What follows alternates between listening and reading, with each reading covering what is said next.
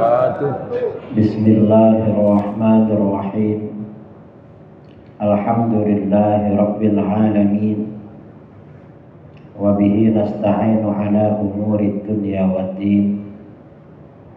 Wassalatu wassalamu ala asyrafil anbiya wal mursalin Sayyidina Muhammadin wa ala alihi wa sahbihi ajma'in, amma ba'du.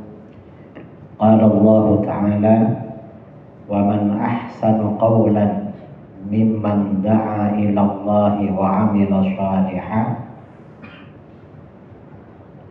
wa qala innani minal muslimin. Al-ayah. Bapak asisten 1 yang saya hormati, Bapak Ahmad Rifai, Ketua Basnas Kabupaten Batanghari, juga Bapak Pelaksana Kesra ya, dan saudara moderator, para buya, para ustadz, para kiai, para dai, semuanya yang juga saya hormati. Saya ke Batanghari ini sering, kadang-kadang lewat karena mau ke Tebo atau pulang dari Sarolangun. Dan dulu awal ke Jambi, ke Sumatera pertama kali ke Jambi karena buka lahan di Sekernan di Muaro Jambi, bikin pondok. Buka lahan dapat beberapa bulan, diundang NU Batanghari sama Muslimat pada waktu itu pertama kali tahun 2012. Mungkin ada yang ingat dulu, yang pengurus NU pernah jumpa saya dulu. Saya masih kurus-kurus dulu, karena sering ke Jambi ini akhirnya agak gemuk. Tadi yang jemput saya tanya, Pak Kiai tahu tempoyak? Mana ada orang sering ke Jambi gak kenal tempoyak. Orang di Jambi kemana-mana tempoyak. Nah, yang ingin saya sampaikan kepada saudara, kepada para dai ini memang ujung tombak agama, karena masyarakat itu tergantung para dai. Para dai ini penting.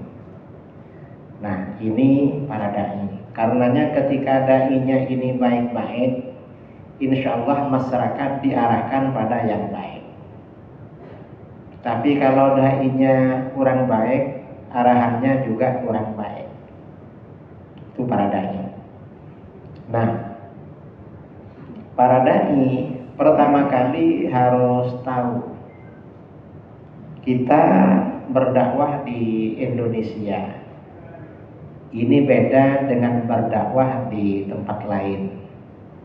Misalnya di Malaysia, apalagi di Amerika. Saya 2 bulan yang lalu ke Malaysia, bulan Ramadan, undangan safari dakwah di Amerika dan Kanada. Itu beda. Nah, bedanya apa? Indonesia ini, masyarakat Indonesia sejak awal pertama kali Islam disebarkan, itu Islam Ahlus Sunnah wal Jamaah. Mazhabnya Syafi'iyah, Asy'ariyah, Sufiyah. Syafi'iyah ini artinya fikih mazhabnya Imam Syafi'i, akidahnya Imam Asy'ari, lalu Sufiyah. Ini dari awal dulu Islam disebarkan di negeri kita. Sejak kapan bangsa kita masuk Islam? Tidak ada catatan pasti sejak kapan. Cuman sebagian ulama mengatakan masyarakat Melayu ini mulai masuk Islam itu abad pertama Hijriah. Paruh pertama abad Hijriah ya, tahun 50 Hijriah, bangsa Melayu sudah ada yang masuk Islam. Nggak tahu di mana. Cuman penyebaran ini menjadi besar ya, penyebarannya luar biasa. Itu diperkirakan abad ke-7 Hijriah dengan berdirinya kerajaan Pasai di Aceh yang didirikan oleh Sultan Al-Malik As-Saleh. Sultan Al-Malik As-Saleh ini mazhabnya Syafi'i dan konon katanya beliau hafal Quran, ahli tafsir. Nah, itu tahun 600-an ya, tahun 600-an Hijriah. Nah, kebetulan pada waktu itu ya, pada waktu itu bersamaan dengan itu dai-dai yang datang ke negeri kita itu rutenya itu ya dari Campa, yang Campa itu dari Uzbek itu dari India dari Hadramut Yaman. Jadi awal ceritanya yang besar-besaran ini Sayyid Abdul Malik bin Alawi. Sayyid Abdul Malik bin Alawi ini sepupu atau misanan dengan Al-Faqih Al-Muqaddam. Kalau Habib-Habib itu zuriyahnya Al-Faqih Al-Muqaddam. Kalau ulama-ulama pribumi banyak zuriyahnya Sayyid Abdul Malik bin Alawi. Sayyid Abdul Malik ini konon katanya pergi haji. Dulu dari Yaman itu perjalanan laut. Pulang haji, kapalnya ini kena badai terdampar di India, gak bisa pulang. Akhirnya di India menikah, lalu punya anak Sayyid Abdullah Al-Madkhan. Anaknya ini pindah lagi ke Uzbekistan, makamnya Sayyid Abdullah. Lalu Sayyid Abdullah ini punya anak Ahmad Shah Jalal di Uzbek. Lalu punya anak lagi namanya Sayyid Jamaluddin Al-Husain. Ini akhirnya yang pergi ke Campa. Kemudian kabarnya meninggal di Wajo di Sulawesi. Nah, Sayyid Jamaluddin Husain ini yang menjadi kakeknya ulama-ulama Nusantara, terutama Wali Songo. Dan ini memang mazhabnya Syafi'i, akidahnya Asy'ari, orang-orangnya Sufi. Dan ini sama siapa? Sayyid Abdul Malik bin Alawi dengan Faqih Al-Muqaddam Muhammad bin Ali bin Muhammad ini sama-sama Ba'alawi sebenarnya. Yang sekarang ini lagi gaduh karena gak ada kerjaan. Gak ada kerjaan tuh gaduh. Sekarang negeri kita ini gaduh saudara. Jadi kemarin, tapi sekarang sudah mulai reda nasab Habib Ba'alawi. Padahal kalau nasab Habib dibatalkan, nasabnya Kiai batal semua di Jawa. Karena ke atas satu jalur. Lalu sekarang ada yang bikin nasab baru di Indonesia. Apa? Bahwa masyarakat Nusantara bukan keturunan Nabi Adam. Keturunan siapa? Katanya ada manusia sebelum Nabi Adam. Wah, gak boleh begitu itu. Pokoknya dirubah-rubah sekarang ini, rubah-rubah nasab. Ya cuma ya ini gak angkat. Satu kelompok dengan ini, kelompoknya Ufron atau siapa ya. Ada yang namanya Ustaz Ufron? Gak ada ya? Gak ada. Sekarang ini ngetren semua. Nah, jadi memang Syafi'i, Asy'ari, Sufi. Ini penyebaran Islam di negeri kita. Karena sejak awal memang Islam penyebarannya seperti itu, maka ini harus kita pertahankan. Mengapa kita pertahankan? Apa gak boleh pindah mazhab? Siapa bilang gak boleh? Kita ini biasa pindah mazhab, terutama kalau lagi haji atau umroh. Pada waktu tawaf, kalau gak pindah mazhab batal terus tawafnya. Cuman kalau kita ini pindah-pindah mazhab, misalnya ya masyarakat kita ini kan mazhabnya Syafi'i. Kalau ada orang baru datang lalu menyebarkan mazhab lain, Hanafi misalnya atau Hambali, maka akan terjadi fitnah, gaduh. Dan itu gak boleh, bikin gaduh di masyarakat itu gak boleh, karena menimbulkan fitnah. Nah, Dan ini kegaduhan-kegaduhan karena perbedaan aliran ini sudah berlangsung lama, kira-kira 150 tahun ke sekarang. Kok lama? Kira-kira 150 tahun yang lalu di negeri kita ini mulai disebarkan yang namanya Syiah. Syiah ini sudah mulai disebarkan. Lalu setelah itu disebarkan lagi Wahabi, Salafi Wahabi. Lalu berkembang aliran lokal yang namanya aliran kebatinan. Dan sekarang ini diperkirakan aliran di negeri kita itu 1000 lebih macam aliran. Jangan dikira aliran sesat di negeri kita cuma Wahabi, Syiah, kan? Banyak ya, termasuk yang baru aliran Ghufraniyah itu.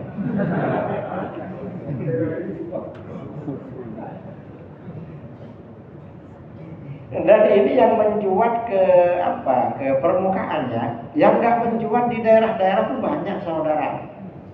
Karena saya ini memang dianggap oleh orang, setiap ada aliran baru ada saja yang lapor ke saya.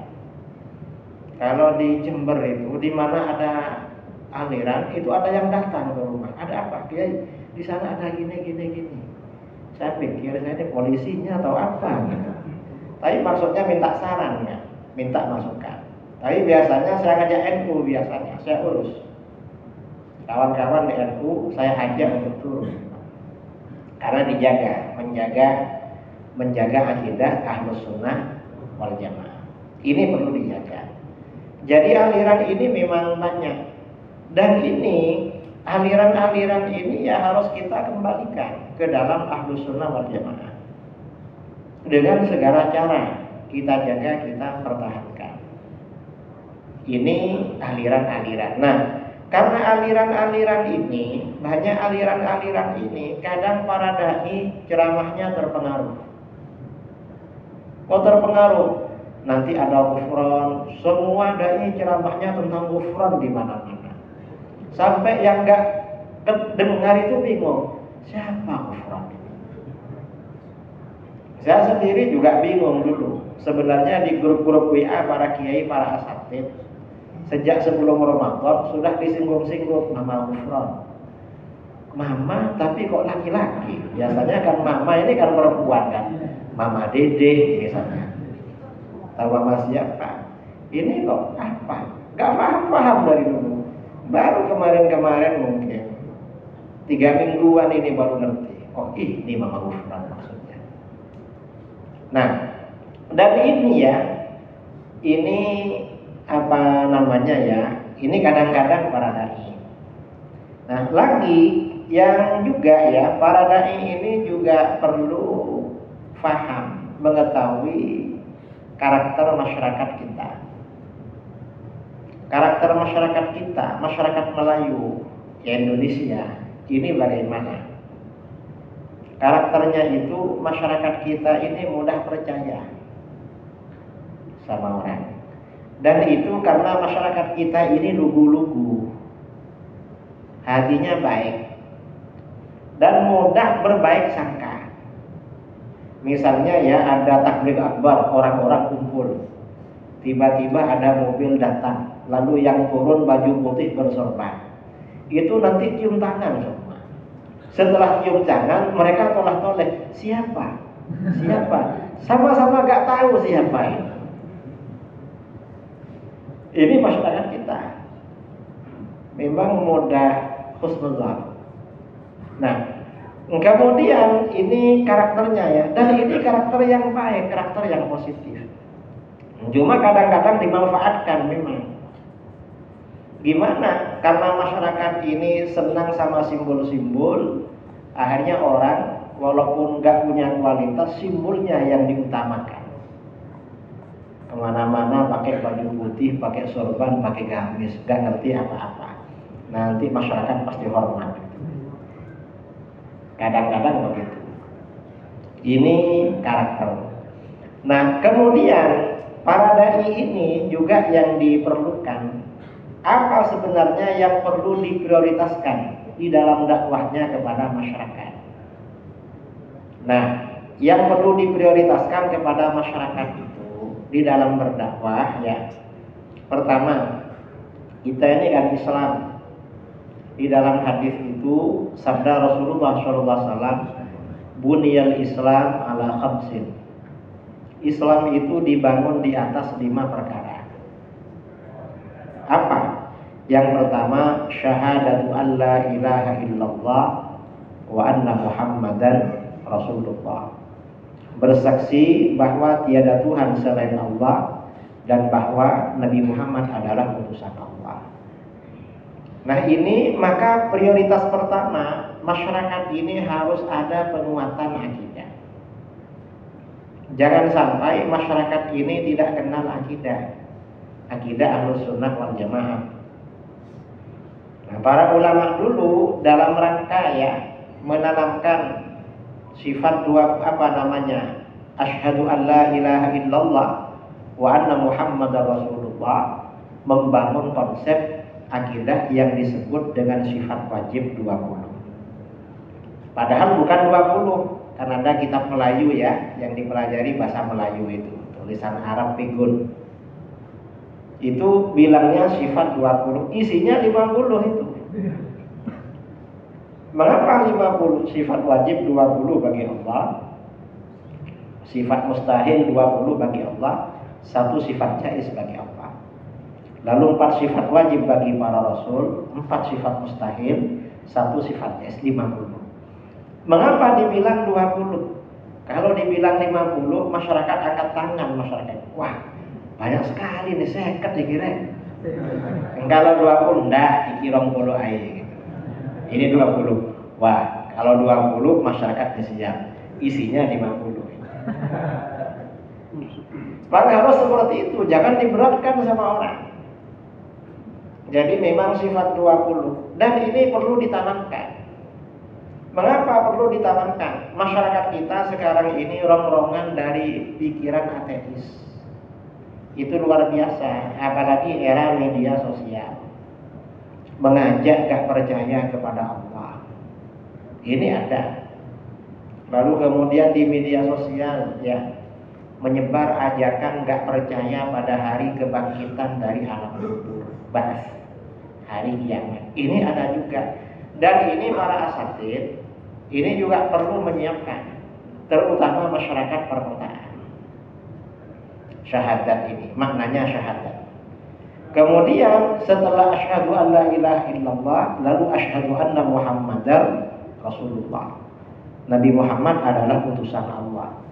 Nah, untuk menguatkan Nabi Muhammad adalah utusan Allah, para ulama bikin tradisi Maulid Nabi, Isra Mi'raj. Itu sebenarnya kan agar masyarakat ini kenal Rasulullah. Mengapa ada maulid? Agar kita kenal dengan Rasulullah. Kalau gak ada maulid, gak ngerti siapa Rasulullah.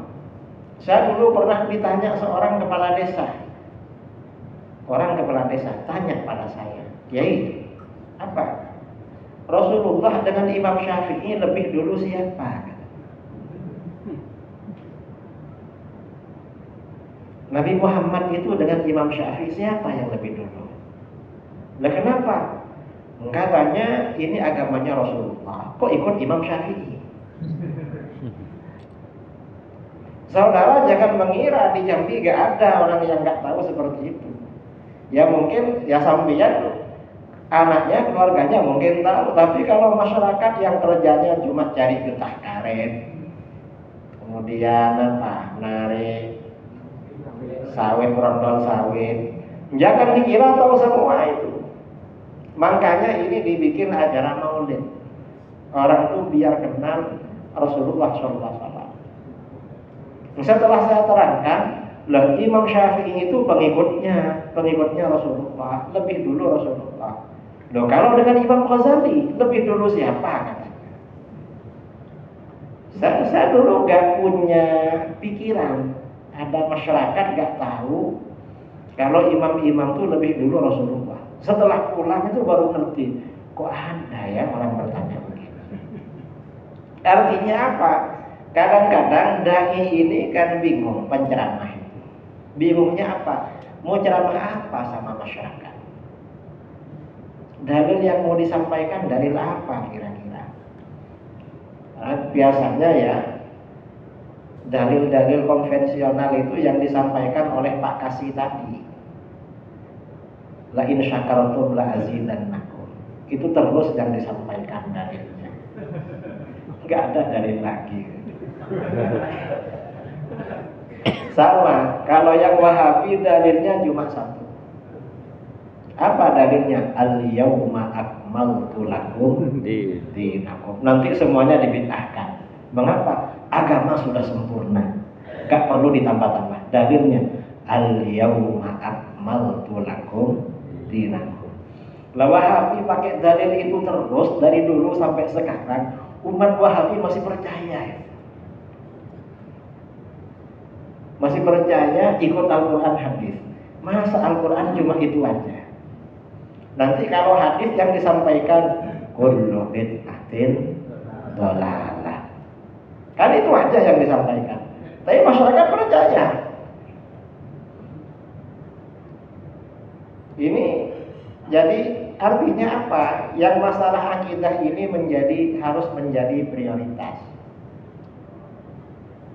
Jangan sampai masyarakat gak ngerti akidah. Kalau sudah berbicara akidah, maka nanti pindah ke rukun iman. Kan rukun iman itu antuk binabillah wa malaikatihi, beriman kepada para malaikat. Karena kita ini wajib beriman kepada para malaikat, maka wajib takzim kepada para malaikat. Kalau sampai meremehkan malaikat, hukumnya murtad. Ghufran itu bilang, saya kapan saja bisa panggil malaikat Jibril. Memangnya dia itu mati, malaikat Jibril anak buahnya gitu. Gak boleh gitu itu. Tapi kan jamaahnya itu kan banyak offline itu. Kalau ceramah mungkin yang mau datang lebih banyak dari yang datang ke sampean sebagian. Coba lihat di videonya ya, bandingkan kalau kita ceramah. Banyak mana sama yang datang ke ceramahnya offline. Dan kan nggak boleh kan kata para ulama, ketika kita menyebut Allah, menyebut malaikat, menyebut para rasul, harus taklim. Dan nggak boleh main-main. Saya bisa panggil itu. Malah Ghufran itu bilang apa katanya? Dia katanya bisa nyuruh malaikat mungkar nakir agar gak nanyain pengikutnya. Ya mungkin pengikutnya yang masih hidup, ya gak ditanyain. Kalau sudah mati, siapa yang bisa? Wong itu alam lain. Kan gak boleh wa malaikatihi wa kutubihi, lalu beriman pada kitab-kitab Allah, wa rusulihi, para rasul Allah, wa bil yaumil akhiri, hari akhir, wa bil qadri khairihi wa syarrihi min Allah. Ini rukun iman. Dan ini perlu diterangkan juga kepada masyarakat, agar masyarakat itu tahu. Kemudian yang kedua, rukun Islam yang kedua, wa iqamus shalah, dan mendirikan shalat. Maka yang kedua ini mendirikan shalat. Shalat ini juga perlu disampaikan terus kepada masyarakat. Kalau sudah berbicara shalat, maka bagaimana tugas para dai? Masyarakat ini harus mampu memperbaiki bacaannya dalam sholat. Dan hanya bacaannya, bukan hanya bacaannya, tetapi juga bacaan Qurannya. Saya ini ada orang yang laporan pada saya. Ada ibu-ibu lah, punya jamaah ibu-ibu baca Quran. Dan ini jamaahnya ya sudah punya anak-anak. Di tes bacaan sholat itu gak ada yang fasih, gak ada yang betul. Satu jamaah lain Al-Qurannya. Lalu ditanya, ibu-ibu kalau sholat subuh baca qunut apa enggak? Gak baca ustazah. Loh kenapa gak baca? Apa ikut Wahabi? Enggak, gak ikut, memang gak hafal katanya. Memang gak hafal qunut. Ini sholat.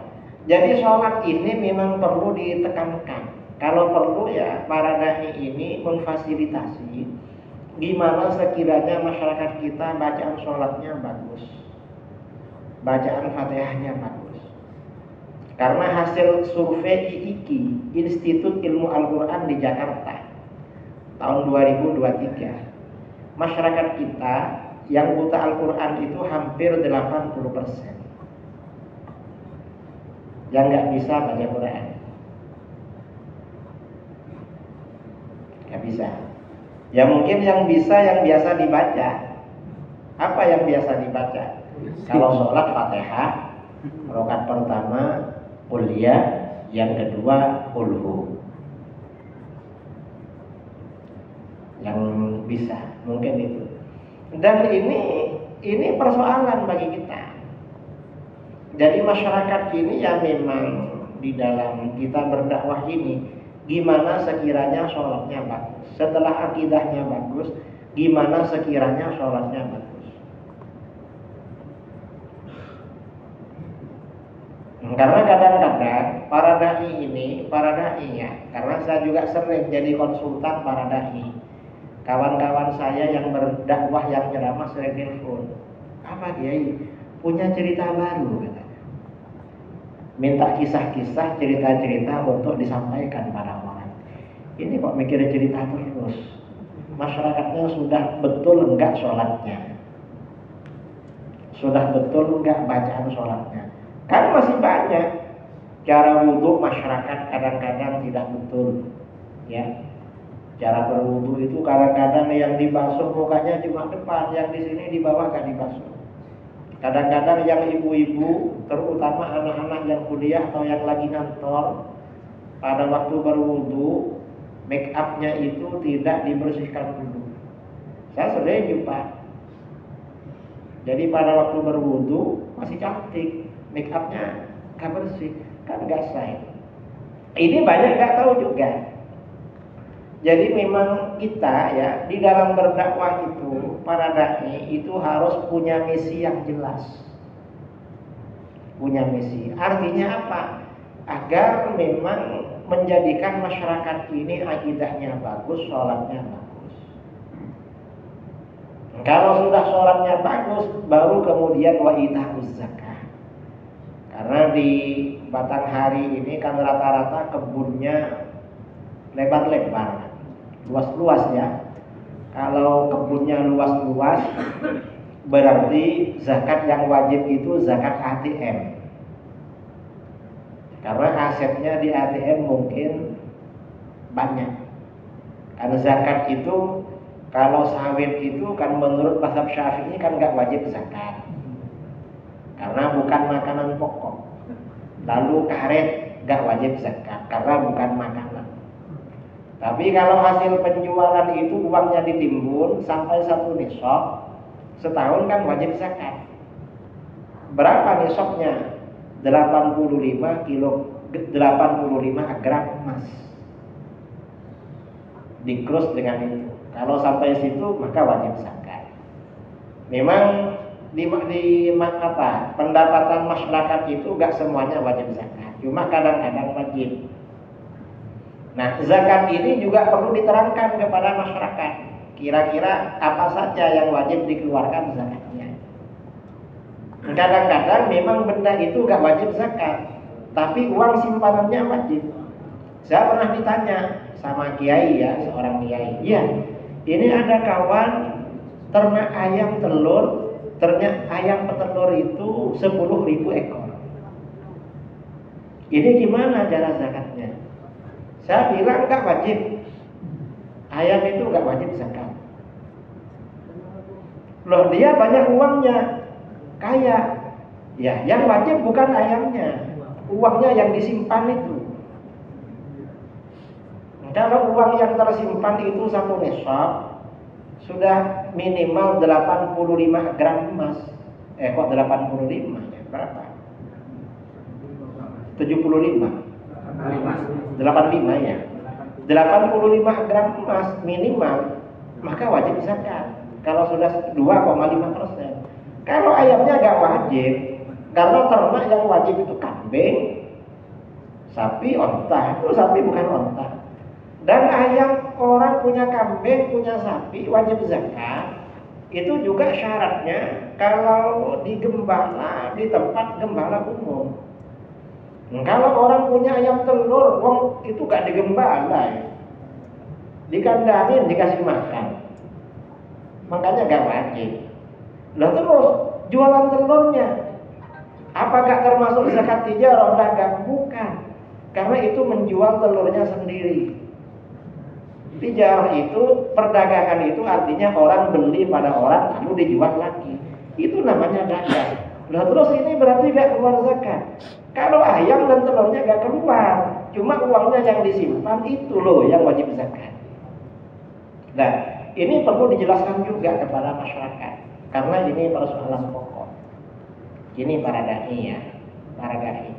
Kemudian juga selain masalah itu, bab puasa, lalu bab haji ya, ini temporer sebenarnya, hanya setahun sekali. Kemudian juga masalah akhlak, masalah aliyah dan lain sebagainya. Ini beberapa hal yang perlu para dai ini tahu. Kemudian para dai ya, para dai sekarang ini lebih berat daripada zaman dulu. Mengapa lebih berat? Pertama, masyarakat sekarang ini lebih kritis. Kalaupun bertanya kritis. Kalau dulu orang bertanya sama buya, sama ustadz, sama tuan guru, sama kiai, paling cuma tanya hukum. Kiai, ini hukumnya gimana? Itu sunnah, udah selesai. Kalau sekarang nggak cukup. Ya ini hukumnya gimana ini? Ini wajib. Tanya lagi, ada dalilnya kiai. Itu masyarakat sekarang. Makanya penceramah sekarang, dai sekarang harus lebih pintar dari dulu. Bertanya aja kritis masyarakat sekarang. Ini yang pertama. Yang kedua, masyarakat dai sekarang ini lebih berat karena sekarang ini era media sosial. Mengapa? Saudara misalnya ceramah, nanti dibandingin dengan yang ada di media sosial. Loh, katanya Ustadz ini di media sosial gak apa, ini mau bilang haram. Maka para asatid sekarang ini, para dai sekarang di dalam menyampaikan itu harus lebih jelas, harus lebih bagus lagi.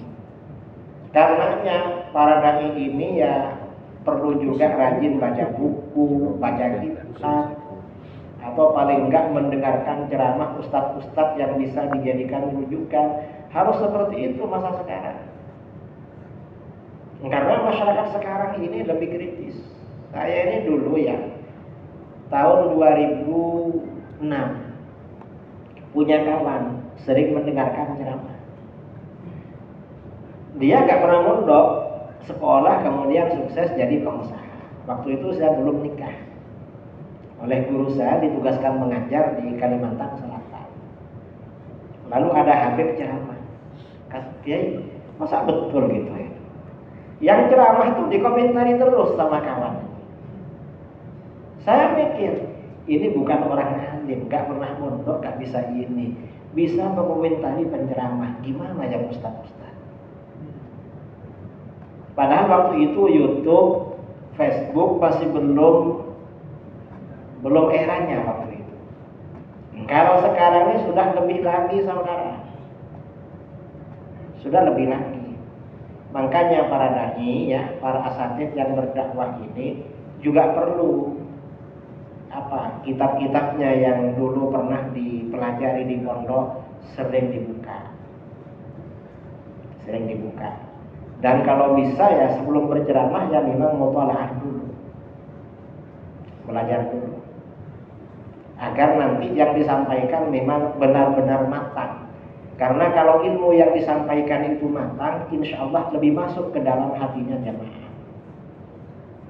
Dan jangan menjadi penceramah itu prioritasnya adalah ketika pulang. Jangan pulangnya ya. Tapi kedatangannya yang disampaikan itu prioritas. Prioritasnya itu, jangan memprioritaskan pulangnya. Pulangnya itu urusan Allah, yang kedua urusan panitia. Tapi kualitas ceramah itu harus benar-benar diperhatikan. Ini sekarang. Masyarakat sekarang ini beda dengan dulu. dinilai saudara masyarakat sekarang. Apalagi ada tabligh akbar penceramahnya 5. Ini sebenarnya bukan penceramah, lomba ceramah ini. Karena dinilai ini yang paling bagus, ini yang paling lucu, ini gak menarik. Ya macam-macam lah. Artinya orang itu walaupun menjadi dai, menjadi penceramah, tidak boleh berhenti belajar.